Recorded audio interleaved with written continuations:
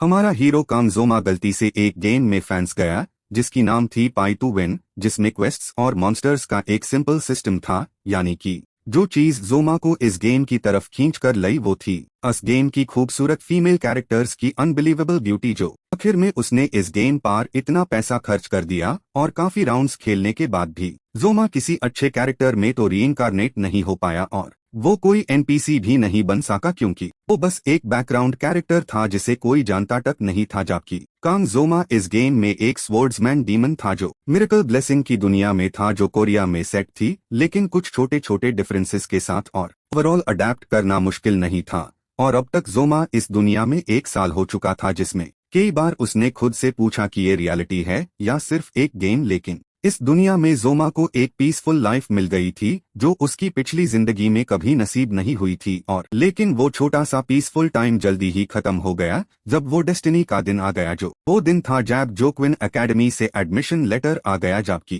जोमा के माँ बाप बहुत खुश और प्राउड दी इस बात से, लेकिन सिर्फ जोमा हाई था जो इसमें बिल्कुल भी इंटरेस्टेड नहीं था क्योंकि अब उसका पीसफुल लाइफ का सपना धुआ हो गया। और जोमा एडमिशन लेटर लेकर अपने कमरे में वापस आया और ज्वाइनिंग डेट कल का लिखा हुआ था पेपर पर। जबकि घर में सब इतने खुश थे कि जोमा के पास रिजेक्ट करने का कोई ऑप्शन ही नहीं था। और जोमा सचमुच बहुत थक गया था इस सब से, कई बार छोड़ देना चाहता था लेकिन नहीं छोड़ पाया क्योंकि ये सब अस ओरिजिनल कांग जोमा की वजह से हो रहा था जो इस दुनिया में पहले से था। और ट्रांसमाइग्रेशन से पहले उसने अपनी होली एबिलिटी दिखाई थी और एकेडमी में सिलेक्शन हो गया था। जबकि होली एबिलिटी एक स्पेशल पावर थी जो लोग यूज कर सकते थे, बिल्कुल गेम स्किल्स की तरह। और लेकिन हर कोई होली एबिलिटी पोजेस नहीं करता था क्योंकि ये सिर्फ हेरेडिटरी तरीके से मिलती थी। और होली एबिलिटी की वजह से इस दुनिया का सोसाइटी 3 क्लासेस में बटा हुआ था, यानी एलिट, कॉमन और लोअर क्लास। जबकि जोक्विन एकेडमी जहां जोमा पढ़ने वाला था वो एक ऑर्गेनाइजेशन थी जो एलिट क्लास की पावर मेंटेन करने के लिए बनाई गई थी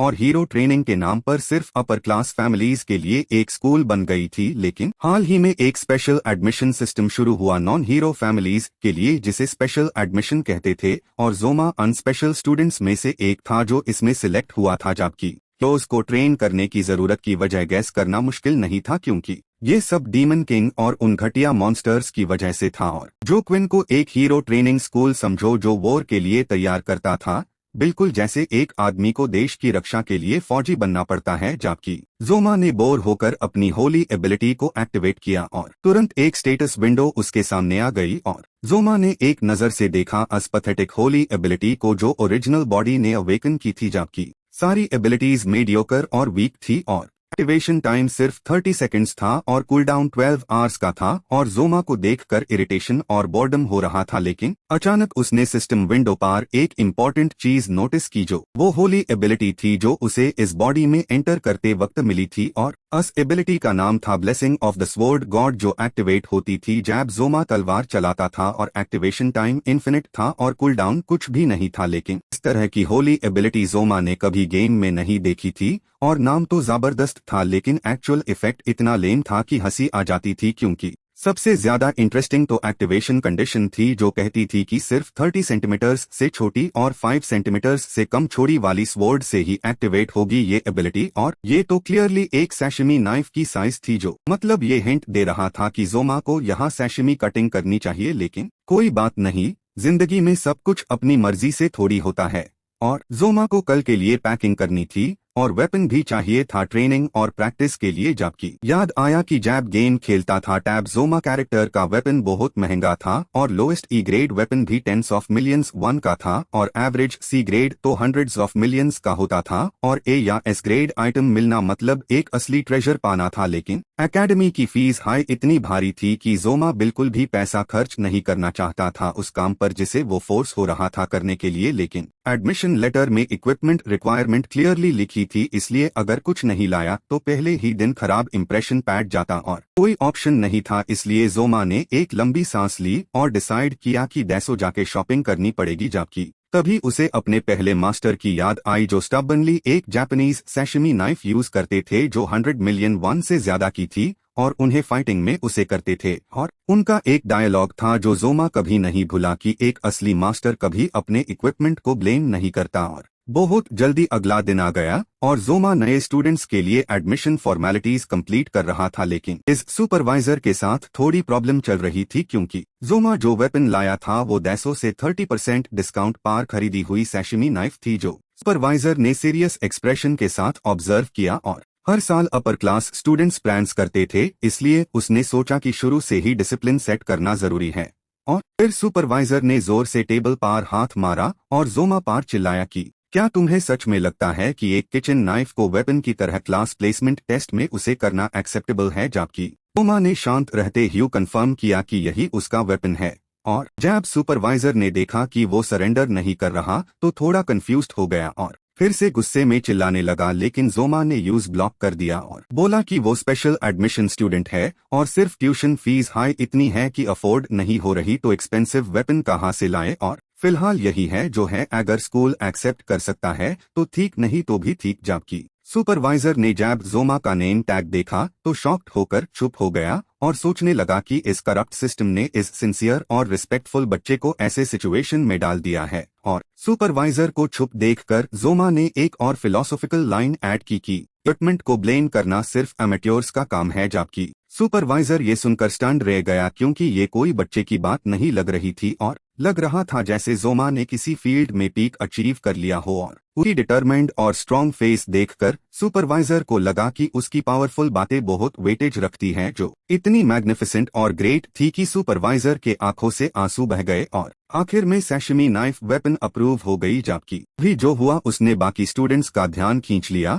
और सबने गॉसिप करना शुरू किया, और सबसे इम्पोर्टेंट ये कि सबने जोमा जैसा ऑर्डिनरी स्पेशल एडमिशन स्टूडेंट को डिस्पाइस किया। और सुपरवाइजर जैसे रॉकेट लगा हो उसकी एनर्जी के साथ बोला कि सब चुप रहो और इवैल्यूएशन के बाद क्विकली और नीटली मूव करो, क्योंकि एंजल बनना है या डेविल ये सब उनके एटीट्यूड पर डिपेंड करता है। और जोमा ये सुनकर सडनली अनॉयड हो गया क्योंकि लगा जैसे इस स्टेटमेंट ने यूज मेंटली टॉर्चर किया हो। जबकि थोड़ी देर बाद जोमा एकेडमी के अंदर आ गया और रेस्ट एरिया में बैठ गया और चाहे पहले से प्रिडिक्ट किया था, लेकिन डायरेक्ट एक्सपीरियंस ने यूज अनकंफर्टेबल फील कराया और इक्विपमेंट चेक और एंट्रेंस सेरेमनी स्मूथली कंप्लीट हो गई और अब बस क्लास प्लेसमेंट टेस्ट बाकी थी। जबकि जोमा ने थोड़ा सोच विचार किया और सोचने लगा कि अब यहाँ तक आ ही गया है तो और ये बड़ा और ब्यूटीफुल स्कूल वही जगह है जहाँ जोमा अगले 3 साल पढ़ेगा, यानी हीरो ट्रेनिंग एकेडमी, जो क्विन और नेकेड आई से देखने पर ये ग्राफिक्स में देखे हुए से बिल्कुल अलग था। और पूरा कैंपस एक छोटे टाउन जितना बड़ा था जो बहुत इम्प्रेसिव था। जबकि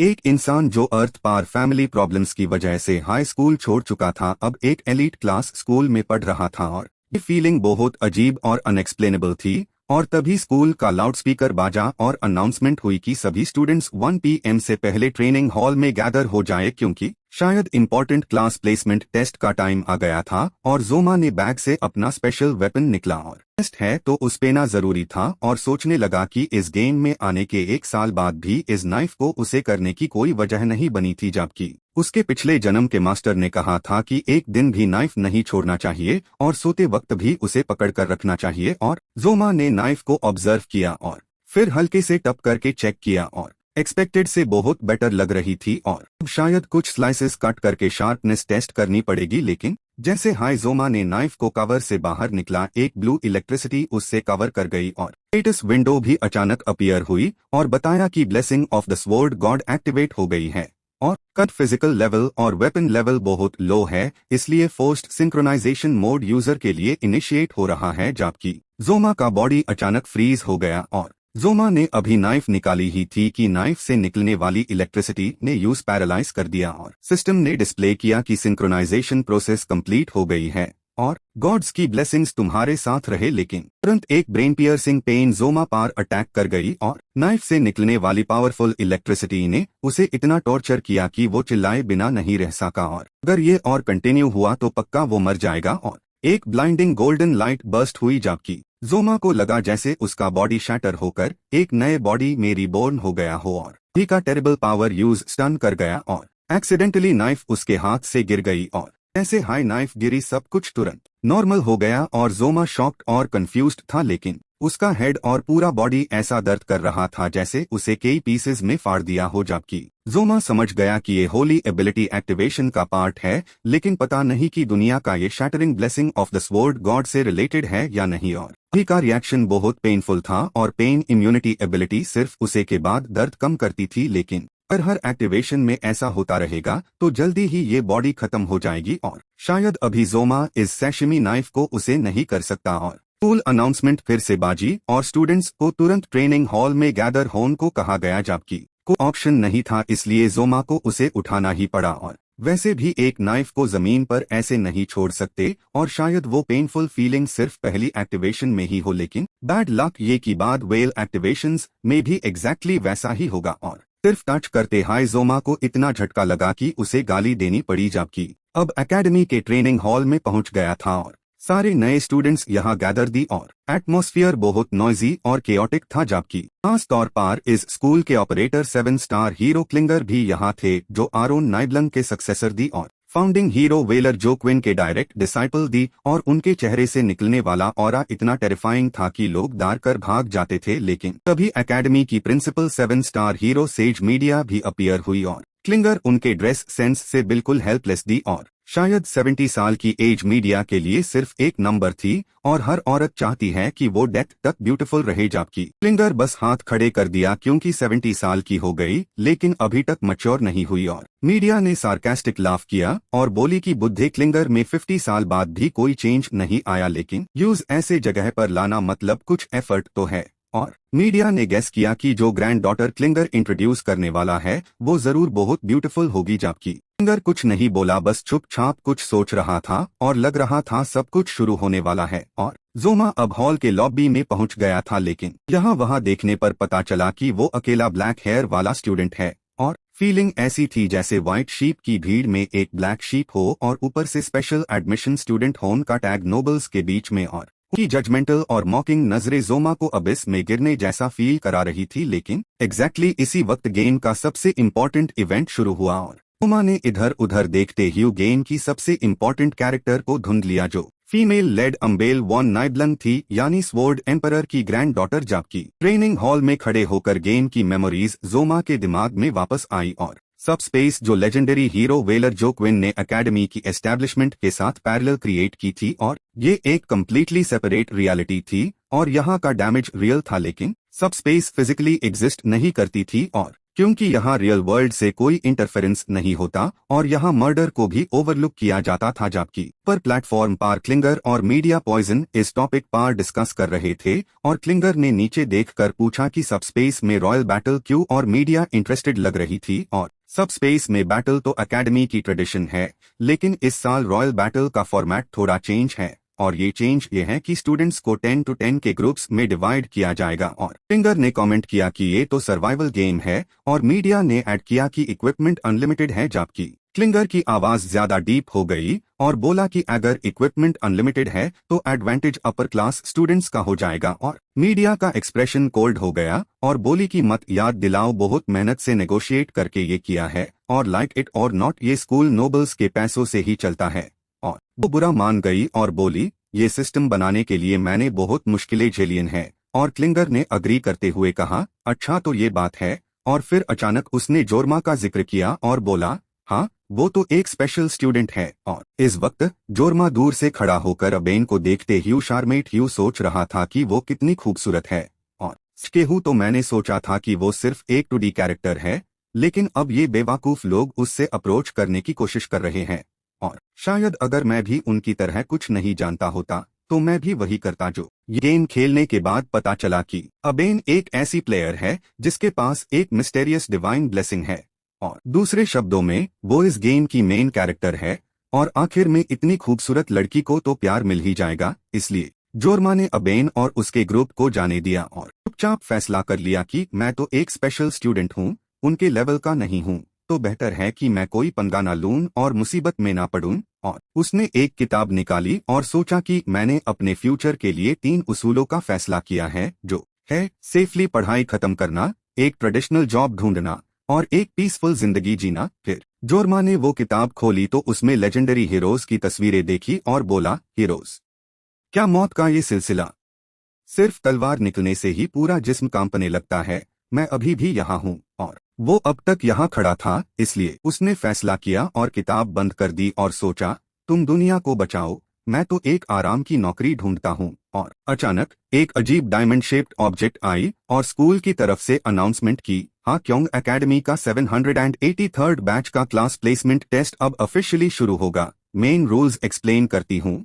और जोरमा हैरान होकर सोचा, शुरू हो गया। और वो डायमंड ऑब्जेक्ट ने आवाज दी, इस साल जैसे अनाउंस किया गया था, ये एक रॉयल बैटल होगा। और क्लर और मीडिया दोनों ध्यान से सुन रहे थे और अनाउंसमेंट आई कि 10 रैंडम स्टूडेंट्स में से रैंक 1 को एलीट क्लास में डाला जाएगा, रैंक 2 और 3 को ड्रैगन क्लास में, और ये कंटिन्यू हुई, रैंक 8 से 10 तक को नॉर्मल क्लास में रखा जाएगा। और वो एरिस्टोक्रेट फैमिलीज के बच्चे ये सुन के अपनी घमंड और तकाबूर दिखाने लगे। और अनाउंसमेंट ने कहा, क्लास प्लेसमेंट इस रिजल्ट के बेसिस पे होगा और पॉइंट्स ऑटोमेटिकली रिकॉर्ड होंगे और कोई टाइम लिमिट नहीं है। और दोनों ध्यान से सुन रहा था और सोच रहा था, बिल्कुल गेम जैसा है, टारगेट है नॉर्मल क्लास, जल्दी खत्म करो और टाइम वेस्ट मत करो। और लंबी बातों का अंत आया और उसी वक्त सब स्पेस धीरे धीरे खुलने लगा और अनाउंसमेंट आई, सब स्पेस डिवाइस एक्टिवेट हो रहा है, टेस्ट शुरू होता है।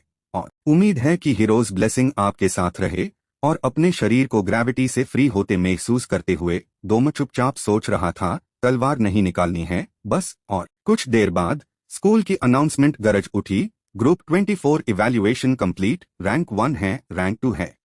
और फिर आई ग्रुप 47 इवैल्यूएशन कंप्लीट, रैंक 1 सकीरियोयो, रैंक 2 सरादा। और नीचे केओस के बीच मीडिया ने क्लिंगर से बात जारी रखी और बोला, सोचती हूँ कि इस हालत में वो एक कंट्रोल पैनल खोल रही थी और बोर होकर बोली, क्लिंगर, तुम्हारी पोटी और तुम्हारे ब्लड लाइन के बच्चे जियोंग और जियोंगोंग भी हैं, रिजल्ट काफी बादल जाएगा। लेकिन वो ज्यादा अग्री नहीं थे।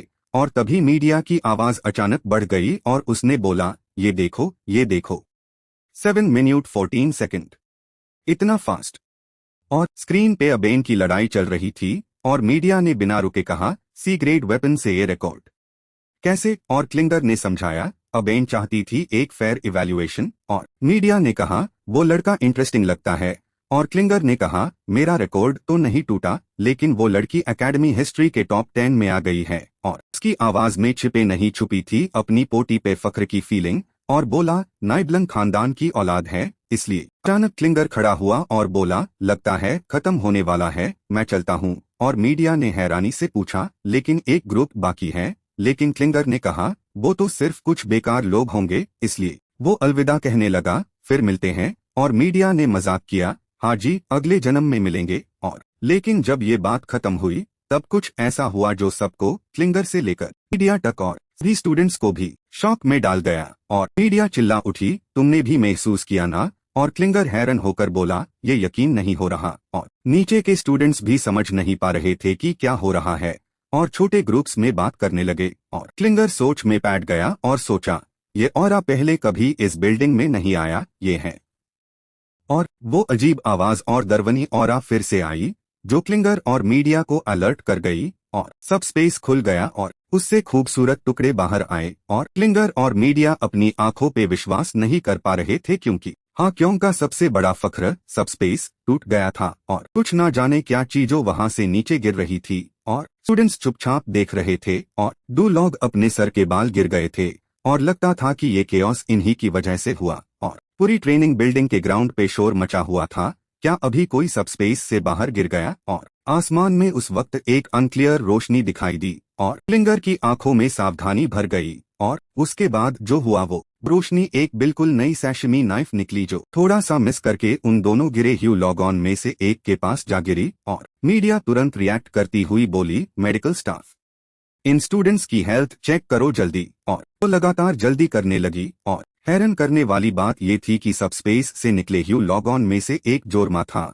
और वो मुश्किल से सोच रहा था, रिजल्ट तो अब टाल नहीं सकता, ये तो तकदीर है। और जोरमा को अभी की लड़ाई याद आई जब एक लड़का बहुत गुस्से में था और चिल्ला रहा था, ये हरामी। और तुरंत हायस लड़के को माओ-सान ने गले से पकड़ लिया था और बिना किसी चांस दिए उसने उसे जमीन पे दे मारा था, बिना किसी रहम के। और जोरमा उस वक्त बस माओ-सान और माओ-सान को दूसरे स्टूडेंट्स को मारते हुए देख रहा था और सोच रहा था कि किस्मती से लगता है मैं एक डेडली बैटल में फंस गया हूं क्योंकि ये दोनों एक खतरनाक जोड़वाह थे जो आयरन किंग के खून से पैदा हुआ और कंपटीशन में माओ सन ने अपने अपोनेंट्स को ठंडी आंखों से देखा और माओ सन तो सच में एक साइको था जो किसी की गर्दन दबाते हुए बोला खत्म हुआ अगली बार। और चाहे उनके पास नेचुरल टैलेंट थी लेकिन उनकी क्रुएल्टी और डुअल फेस नेचर बेमिसाल थे और जोरमा गुस्से में सोच रहा था ये हरामजादे मजाक कर रहे हैं।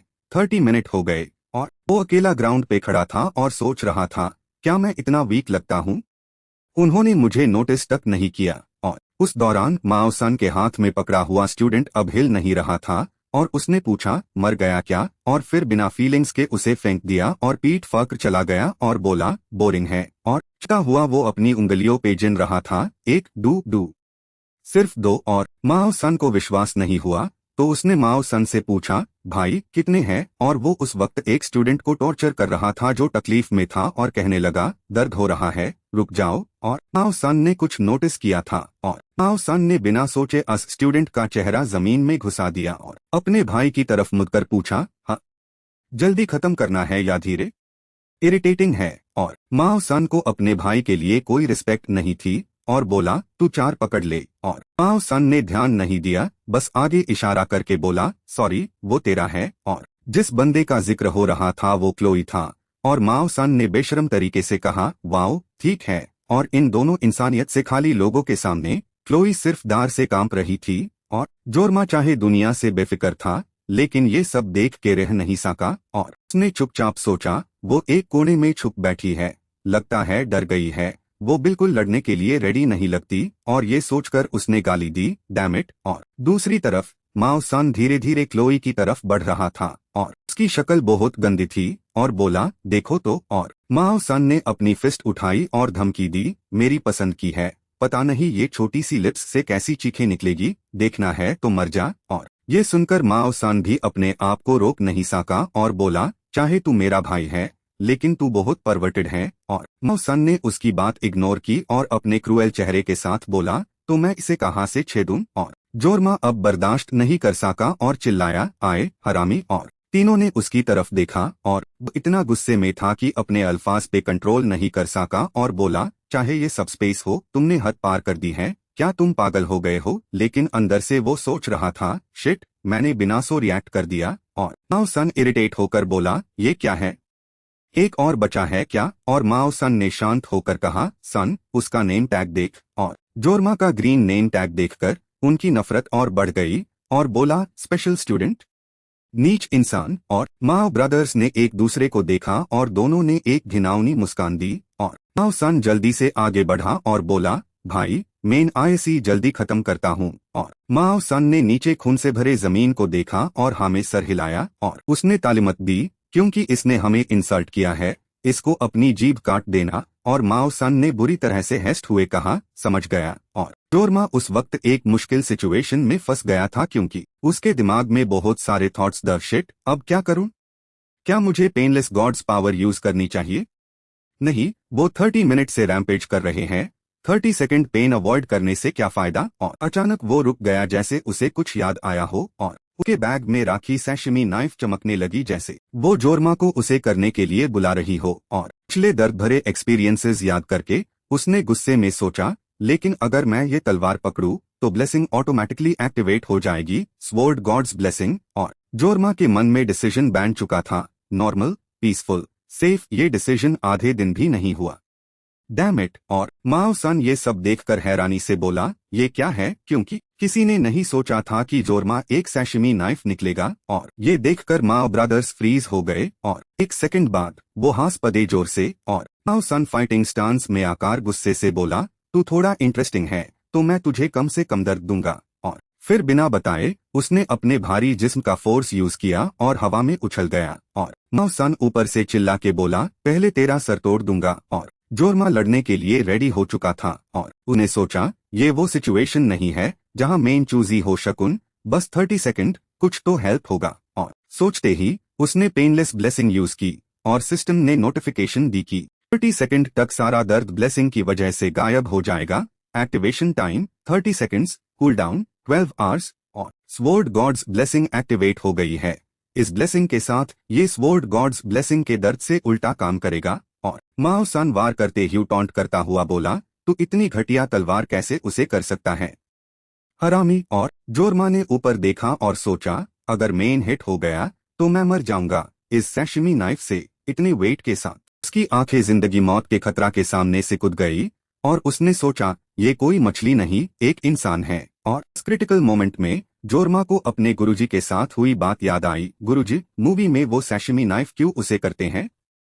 सैशिमी नाइफ से इंसान को मार सकते हैं क्या, सिर्फ मछली नहीं। और उसके गुरुजी उस वक्त गुस्से में थे और बोले, पागल है क्या तू, वो तो सिर्फ मूवी है। और वो चिल्लाए, अगर पकड़ लिया तो बेकार है, बेवकूफ। और फ्लैशबैक से बाहर आते हुए जोरमा ने माओ सन को पास आते देखा और सोचा, अगर कट हो गया तो गेम ओवर। और अंधेरों में एक रोशनी चमकी जैसे कोई डिवाइन गाइडेंस हो। और माओ सन ने अटैक किया और पागलों की तरह चिल्लाया, मर जा हरामी। और साथ ही जोरमा ने भी एक वार किया और इस वार के साथ हमारे स्वॉर्ड सेंट वापस आ गए। सिर्फ एक सैशिमी नाइफ से उसने माओ सन का हाथ काट दिया। और जोरमा की आंखों में वो गहराई अभी भी थी और उसने ठंडी नजर से माओ सन को नीचे गिरते देखा और सोचा, उम्मीद है कि भगवान का आशीर्वाद तुम्हारे साथ रहे। और माओ सन को हैंडीकैप्ड बनाने के तुरंत बाद जोरमा फिर से अपने गुरुजी के साथ हुई बातों में खो गया। उस वक्त उसने पूछा था, गुरुजी, मूवी में वो ब्लेड यूजर्स।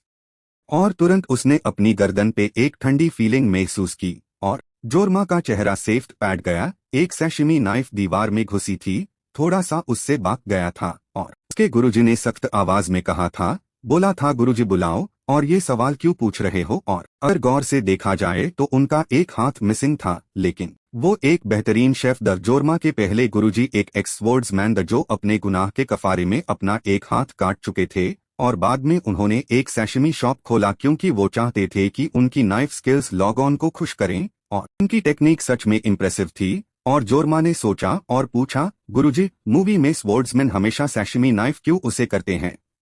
मैं क्यूरियस हूं कि रियल लाइफ में।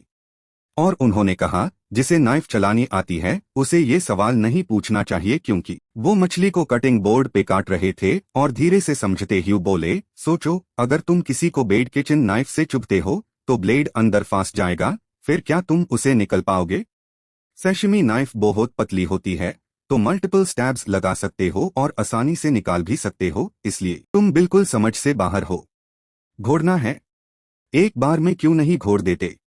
मछली को तो घोड़ सकते हो ना, तो इंसान को क्यों नहीं?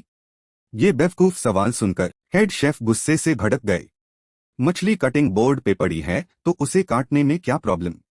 अगर वो खादी हो जाए तो सपने में भी नहीं काट पाओगे। जोमा ने बेचैनी से कंटिन्यू किया, कॉमिक्स में तो हर कट इतना स्मूथ और क्लीन होता है, बस ओनर के पास वो स्किल नहीं है। वो गुस्से में आ गए और फिर एक ब्रूटली क्रूएल ब्लो पड़ा उसके सर पे। ये छोकरा, मेन टीचर हूँ, ओनर नहीं। और चाहे डिवाइन ब्लेड हाई क्यों ना हो, कुछ फर्क नहीं पड़ेगा, समझे? वापस लड़ते हैं माओ जुन के साथ। वो अभी भी यकीन नहीं कर पा रहा था कि उसका हाथ उसके जिस्म से अलग हो चुका है। एक ठंडी पैजीन की बूंद उसके गोल चौड़े चेहरे से नीचे गिरने लगी। माओ जुन और क्लोई दोनों ही अपनी आंखों पे शक कर रहे थे। सिर्फ जोमा एक खामोश मौत के फरिश्ते की तरह वही खड़ा था। और जैसे कोई स्विच ऑन हो गया हो, माओ जुन की दर्द भरी चीखें और गालियां आसमान तक गरज गई। कमीने, डैम इट! उसकी आंखें आंसुओं से भर गई। एक घमंडी इंसान ने एक हाथ खोया था। मेंटल शॉक बहुत बड़ा था। मेरा हाथ, मेरा हाथ! माओ जुन ने अपना खून से लथपथ, दर्द से तड़पता हाथ पकड़ लिया। बहुत दर्द हो रहा है। दर्द फैलने लगा और वो जमीन पे गिर गया और जोमा की तरफ चिल्लाया जो उसकी तरफ बढ़ रहा था। पास मत आओ, मैंने कहा पास मत आओ। लेकिन वो धीरे धीरे आगे बढ़ता रहा, बिल्कुल एक डीमन की तरह जो अभी नरक से निकला हो। माओ जुन ने अपनी सारी ताकत लगा के खड़ा होके भागना शुरू किया। बचाओ, मुझे बचाओ! माओ जुन अभी भी जो हुआ उससे उभार नहीं पाया था और वो उसकी तरफ भागा जैसे उसे कोई आखिरी उम्मीद मिल गई हो। भाई, बचाओ! वो हरामी! उसकी आंखें घबराहट से लाल हो गई थी। जल्दी करो, जो आना था वो आ गया। माओ जुन ने अभी बाक बोला ही था कि सैशिमी ब्लेड उसकी गर्दन के पार निकल गई। कोई वार्निंग नहीं दी गई थी और उसने अपने भाई की लाश को देखकर डर से पसीना बहाया। माओ जुन की खुली खुली आंखें यूज गो रही थी जैसे एक खामोश इल्जाम हो। माओ जुन अपना आपा नहीं रख सका। उसने जोर से चिल्लाया, जू जू। जब तक उन्होंने ध्यान दिया, जोमा धीरे धीरे उनके पास आ चुका था और क्लोई डर के मारे सब कुछ देख रही थी। वो कुछ कहना चाहती थी लेकिन सब कुछ गले में अटका हुआ था। माओ जुन खुद को तसल्ली देने की कोशिश कर रहा था। शांत रहो, ये वॉइड स्पेस है। वो ब्लेड माओ जुन की लाश के पास बेचारा पड़ा था। फिर भी उस हरामी को हुआ क्या है मुझे पता नहीं, लेकिन लगता है वो पहली बार ऐसा कर रहा है। माओ जुन ने हिम्मत जुटा के खड़ा होने की कोशिश की। सांस रुक रुक के आ रही थी। खड़ा हो, ये सिर्फ कोइंसिडेंस है, पक्का। लेकिन उस ब्लेड से सावधान रहना। उसने धीरे से माओ जुन का कटा हुआ हाथ उठा लिया और बोला, जुन की गलती थी कि वो बहुत ओवर कॉन्फिडेंट था। अगर ऐसा है तो माओ जुन ने अपने भाई का वेपन अपने हाथ पे पहना और चिल्लाया। ये वेपन अपनी सबसे ज्यादा पावर टैब दिखता है जब दोनों हाथों में पहना हो। उसके तुरंत बाद रिजॉल्व ब्लेसिंग ने डिफेंस बढ़ाई। उसके मसल्स फूल गए जैसे वो स्ट्रेंथन हो गए हो। स्टील ब्लेसिंग ने पावर को 200% एम्पलीफाई कर दिया। मेंटल ब्लेसिंग ने स्ट्रेंथन पंच को बूस्ट किया और लगता था 200% कॉन्फिडेंस आ गया हो। माओ जुन थोड़े मजाक भरे अंदाज में हंसा। तुरंत एक्टिवेट।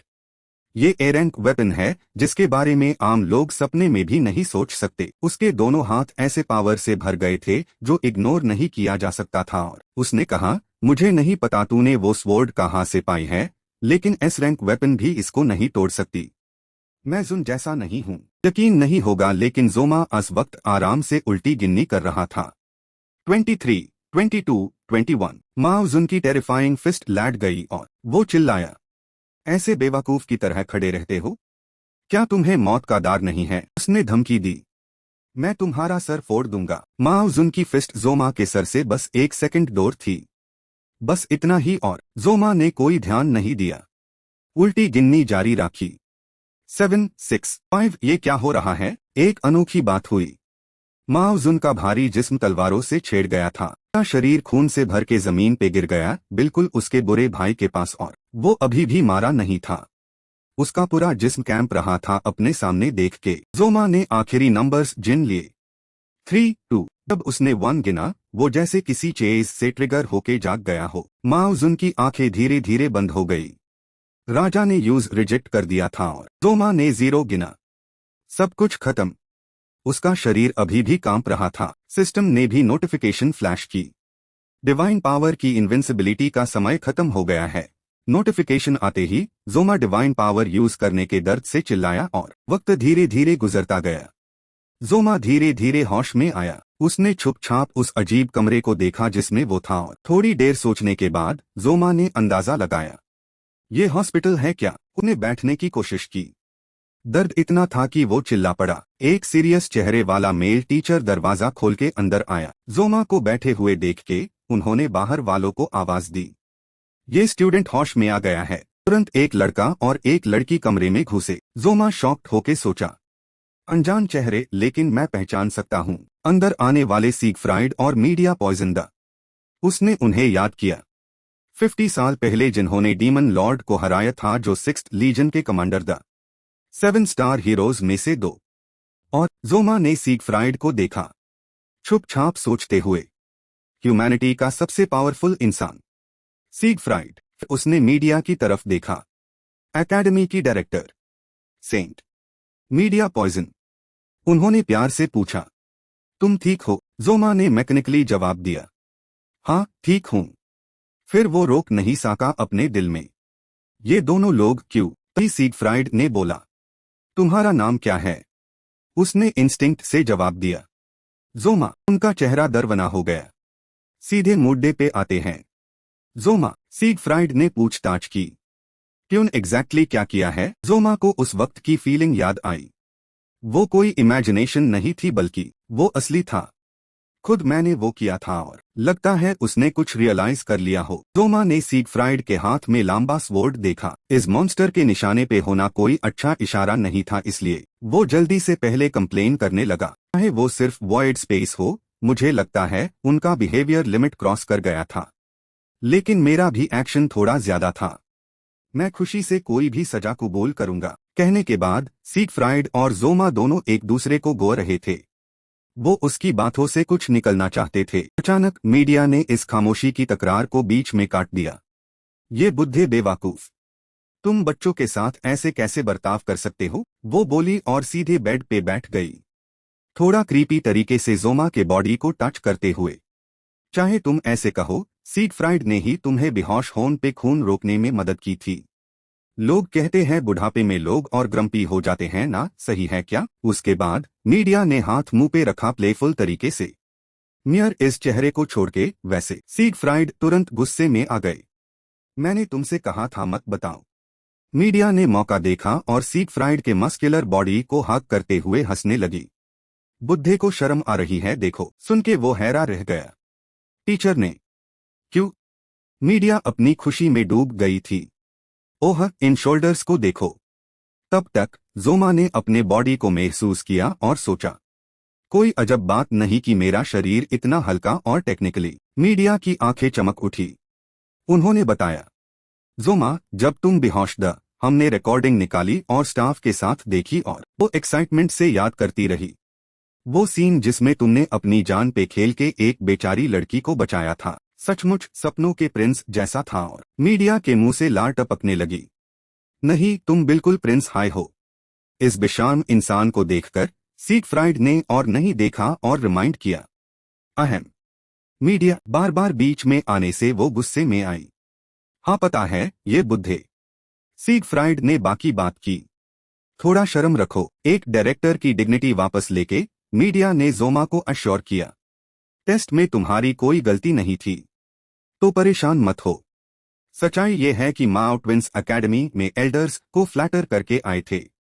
उन्होंने खुद ड्रॉप आउट करने का डिसाइड किया है। और कहते हुए वो सीगफ्राइड को तड़पता नजर से देखने लगी। इतना अट्रैक्टिव? जोमा ने छुपछाप समझ लिया। ओह अच्छा, तो ऐसे हुआ। और वो खुद को लकी फील करने लगा।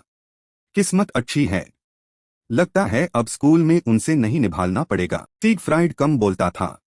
काफी देर बाद बोला, हम तुम्हें इन्फॉर्म करने आए हैं। जोमा चौंक गया। जी थैंक यू सर। मीडिया रोक नहीं पाई खुद को। जोमा, तुम सबसे ज्यादा मार्क्स पाने वाले स्टूडेंट्स में से एक हो। कॉन्ग्रेचुलेशंस। वो कंप्लीटली अभी की बात पे अपने कानून पे शक करने लगा। हाँ कैसे? जोमा एक एंडलेस ब्लैक होल में गिर गया था, दिल में चिल्लाता हुआ। क्या? सेफ्टी, शांति, हेल्थ। एक ग्रैंड मैजेस्टिक सेफ बिल्डिंग नजर आई और बाहर से अंदर का कमरा दिख रहा था। मीडिया चेयर पे बैठ के लंबी सांस ले रही थी। उन्होंने चाय का कप पकड़ा और बोर्ड अंदाज में बोली, मैं 20 साल से डायरेक्टर हूं। पहली बार ऐसा हुआ है। पहले की बात याद करते हुए जब जोमा से बात हुई थी, उसने खींच के जवाब दिया था, मुझे नहीं चाहिए। मीडिया पॉइजन और सीगफ्राइड दोनों सुनते हाई शॉक्ड हो गए थे। अब मीडिया ने कहा था, तुम जानते हो जोमा, तुम्हें समझ नहीं है एलीट क्लास का मतलब क्या होता है क्या? मैंने गलत सुना क्या? जैब एल्डर्स बहुत नाराज है। टॉप स्टूडेंट से रिलेटेड फैसला सीधे वॉइड स्पेस के रिजल्ट्स के बेसिस पे लिया जाता है। और जोमा एक पाल चुप रहा, लेकिन फिर भी उसने स्ट्रांगली मना कर दिया, लेकिन मुझे फिर भी नहीं चाहिए। ये दोनों बजर्गन को बहुत कंफ्यूज कर दिया। सीगफ्राइड इस वक्त खामोशी से उसे देख रहा था। उसकी नजर में थोड़ा इवैल्यूएशन था। और मीडिया ने आवाज दी, आए सीगफ्राइड। वो आवाज यूज रियलिटी में ले आई। मीडिया उसके सामने बैठ के बोली, तुम अभी भी अपसेट हो क्योंकि जोमा ने तुम्हारी पोटी की टॉप पोजीशन छीन ली। तुम बस नीचे देखते रहते हो। सीगफ्राइड ने कामली चाय उठाई और जवाब दिया, कितना स्टूपिड। वॉइड स्पेस के जजमेंट पे शक करने से ज्यादा स्टूपिड कुछ नहीं। उसमें फाउंडिंग हीरो की विल है। और अगर एकेडमी ने यूज लीडर चुना है तो ह्यूम अस डिसीजन को फॉलो करना चाहिए। मुझसे ऐसा कह रहा था, लेकिन दिल में वो उलझा हुआ था। अगर उसकी एबिलिटी आउटस्टैंडिंग होती तो मैं समझ लेता। अगर फिजिकल स्ट्रेंथ एक्स्ट्राऑर्डिनरी होती तो भी मान लेता। अगर वो एक्सपीरियंस्ड होता तो हाँ कर देता। लेकिन जो एक इमेच्योर लड़के ने दिखाया है। सीगफ्राइड को जोमा की लड़ाई याद आई। ऐसी पावर जो स्पेस को फाड़ते ह्यू लग रही थी, इंसान के कॉन्शियसनेस को डायरेक्टली मार रही थी। और ये उन्हें शॉक्ड लुक दिया। एक मूव में कोई फिलॉसफी थी और वो स्वर्ड्समैनशिप जिसके पीछे मैं जिंदगी भर भगा हूं। फिर भी इस ब्लड फ्लो खोलते वक्त क्यों अनईजी फील हुआ था। जब उन्होंने जोमा की कंडीशन चेक की थी, सिगफ्राइड ने जज किया था एक कमजोर, डिसाइसिव नहीं, कभी फिजिकल ट्रेनिंग ना किया हुआ शरीर। ऐसा लग रहा था जैसे कुछ ऐसा है जो सील्ड नहीं होना चाहिए लेकिन उसके शरीर में है। रियलिटी में वापस आके सिगफ्राइड ने आंखें बंद करके सांस ली। इस उम्र में भी कप नीचे रखते हुए वो सोचा, फिर भी कम्पिटिटिव नेचर बनी हुई है, और वो भी एक ऐसे लड़के के साथ जो मेरी पोती की उम्र का है। अचानक मीडिया की बात ने उनके थॉट्स को तोड़ दिया। नहीं, वो चेहरा इतना प्यारा है, और इस तरह से उसने एक दारी हुई लड़की को बचाने के लिए दुश्मन को हारा। अगर मैं 10 साल छोटी होती, नहीं नहीं, इस एज में भी ठीक है ना। आए बुद्धे, क्या सोचते हो? कहते हुए वो मुस्कुरा के सिगफ्राइड की तरफ देखी जिसे वो स्पीचलेस हो गए। फिर वो बोले, तुम्हें पता है स्टूडेंट्स तुम्हारी उम्र की ओराटोन को क्या कहते हैं? मीडिया कंफ्यूज्ड होके बोली, हाँ। उसके बाद उन्होंने केयरफ्री एक्सप्रेशन लगा लिया। बताओ तो सही, मुझे क्या बोलते हैं वो लोग? मीडिया ने चाय का कप जोर से टेबल पे रखा। मूवमेंट बिल्कुल जेंटल नहीं था और उन्होंने फ्रस्ट्रेटेड एक्सप्रेशन के साथ भौहें चढ़ा ली। मीडिया की कंफ्यूजन पे सिगफ्राइड ने होंठों से हर शब्द क्लियरली निकला।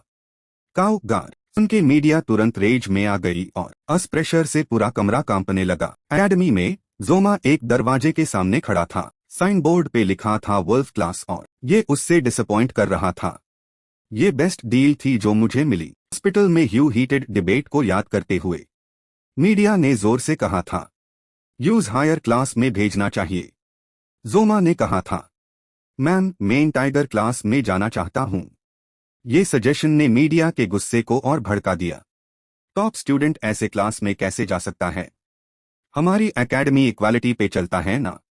नहीं, चाहे कुछ भी हो, टाइगर क्लास नहीं मिलेगी। और काफी डिबेट के बाद मीडिया ने पसीने से टार होके कहा था, इसके बजाय मैं तुम्हारा राज छुपाऊंगी। मीडिया रेस्टलेस होके सोच रही थी, अगर हम तुम्हें टाइगर क्लास में डालेंगे तो एल्डर्स हंगामा मचा देंगे। लेकिन जोमा बिल्कुल कंफ्यूज्ड होके उन्हें देख रहा था। रियलिटी में वापस आके वो सोचने लगा, मेरा प्लान था कि एक लो रैंक क्लास में पढ़ाई कंप्लीट करूं। ये बेटर है अन हाई रैंकिंग क्लासेस के कंपटीशन से। सोचते हुए वो धीरे से दरवाजा खोलने लगा, हेल्पलेसली सांस लेते हुए। कम से कम ये कंट्रोल में तो है। और अंदर जाते ही दरवाजा जोर से बंद हो गया जिसे वो चौंक गया। वो कंफ्यूज्ड होके वहां खड़ा रहा, पूरी हॉल की नजर के सामने, और सबने अपनी पर्सनल एक्टिविटीज रोक दी और उसे देखने लगे। अब उन्होंने उसके नेम टैग पे ध्यान दिया जो जोमा था। वो कोई खास शख्सियत भी नहीं था, इसलिए किसी ने उसकी तरफ ध्यान तक नहीं दिया। सब अपनी मस्ती में लगे रहे, बिल्कुल बेपरवाह। और जोमा सीढ़ियां से उतरते हुए चुपके से दुआ कर रहा था, प्लीज मुझे मत देखो, बस इग्नोर करते रहो। और जब यूज एक सही जगह मिल गई तब जाके थोड़ा आराम मिला। फ्यू, पूरी तरह से नजरअंदाज कर दिया गया। लगता है प्रिंसिपल ने कोशिश की थी इंफॉर्मेशन को छुपाने की, जो कि अकेले लोगों की अपनी एक अलग दुनिया होती है। शायद ये आची बात है। ये सोचते हुए वो मुस्कुरा दिया, लेकिन अचानक किसी चीज ने उसका ध्यान खींचा, और वो थी क्लोई। वो शर्मा के झिझकते हुए आई। क्लोई ने जोमा के पास आकर कहा, सॉरी, थैंक यू तुमने जो किया उसके लिए। ये अनएक्सपेक्टेड था। जोमा थोड़ा हैरान हो गया क्योंकि जोमा चुप रहा, कुछ बोला नहीं, बस कंफ्यूज्ड सा चेहरा बना के। और क्लोई का चेहरा लाल हो गया और बोली, उस टेस्ट के दौरान जो। तब जाके जोमा को याद आया, अच्छा टैब। हाँ, उसने सोचा, ये इतनी फॉर्मल टोन क्यों उसे कर रही है? हम दोनों सेम एज के हैं फिर भी। लेकिन वो मुस्कुरा के बोला, थैंक यू की जरूरत नहीं है। कोई भी उस सिचुएशन में वो ही करता जो मैंने किया, इसलिए। जोमा ने मन ही मन सोचा, चाहे सबको लगे कि मैंने इसे बचा लिया, लेकिन सच ये है कि मैं बस सरवाइव करने की कोशिश कर रहा था। मैं तो एक हिपोक्रेट की तरह लग रहा हूँ जो। फिर जोमा हल्के से मुस्कुराया और बोला, अब सोचता हूँ तो हमने इंट्रोड्यूस भी नहीं किया अपने आप को। मैं हूँ जोमा। और क्लोई मुस्कुराए और बोली, मेरा नाम क्लोई है। फ्रेंडली टोन में बोली, nice to meet you Chloe. मुझे नहीं पता था हम सेम क्लास में हैं।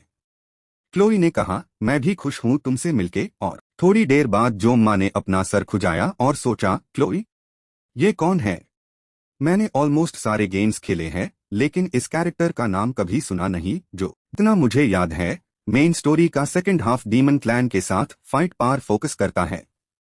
अब नए कैरेक्टर का आना तो बिल्कुल अनएक्सपेक्टेड है, इसलिए जोंगमा ने समझा, अच्छा ये भी बस एक बैकग्राउंड कैरेक्टर है जैसे मैं। फिर उसने कहा, हाँ वैसे क्लोई, क्या तुम उस टेस्ट वाली बात को सीक्रेट रख सकती हो?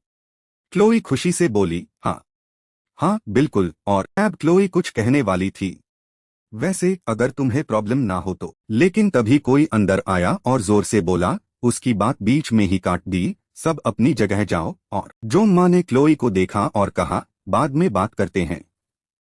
क्लोई ने बस अफसोस से एक आवाज निकाली, क्योंकि इंस्ट्रक्टर ने एक मोटी फाइल टेबल पार पाठक दी और जोर से बोला, सबसे पहले कॉन्ग्रेचुलेशंस तुम्हें सिलेक्ट होन पार। और इंस्ट्रक्टर ने पोडियम पार खड़े होकर गर्व से कहा, तुम सब यहाँ हो क्योंकि तुम्हें चूज किया गया है फाउंडिंग हीरो वेलर जैक्विन की लेगेसी को आगे बढ़ाने के लिए। ये बहुत बड़ी बात है। मेरा नाम ली वॉनबिन है।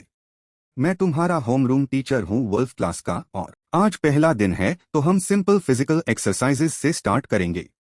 30 मिनट में स्पोर्ट्स यूनिफॉर्म पहन के ट्रेनिंग ग्राउंड पार आ जाओ। जहाँ तभी एक चश्मदार स्टूडेंट ने हाथ उठा के पूछा, सर कैसी ट्रेनिंग होगी? जो वॉनबिन ने जवाब दिया, सिंपल ही है, बस 100 पुशअप्स, 100 सिटअप्स और 100 स्क्वाट्स।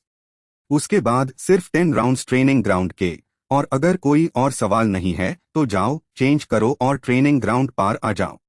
डिसमिस्ड। सब लोग बाहर निकल रहे थे, बस जोंगमा वही बैठा रहा, हैरान, सोचता हुआ कि ये एक्सरसाइजेस का प्लान तो स्टूडेंट्स को फुल ऑन सोल्जर्स बनाना है क्या? इसलिए वो पोडियम के पास गया और बोला, सर। वॉनबिन ने पूछा, हाँ क्या बात है स्टूडेंट जोंगमा? जो वो हैरान हुआ, सर को मेरा नाम कैसे पता? लेकिन वो बात अभी इम्पोर्टेंट नहीं थी।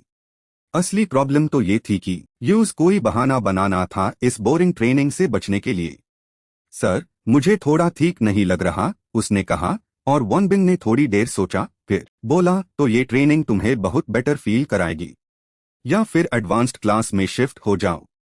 प्रिंसिपल ने तुम्हें परमिशन दी है सभी क्लासेस में अटेंड करने की। इसलिए जोंगमा 5 सेकंड के लिए फ्रीज हो गया। डैम, वो बुद्धि औरत, क्या सीक्रेट रखना, वो सब झूठ था क्या?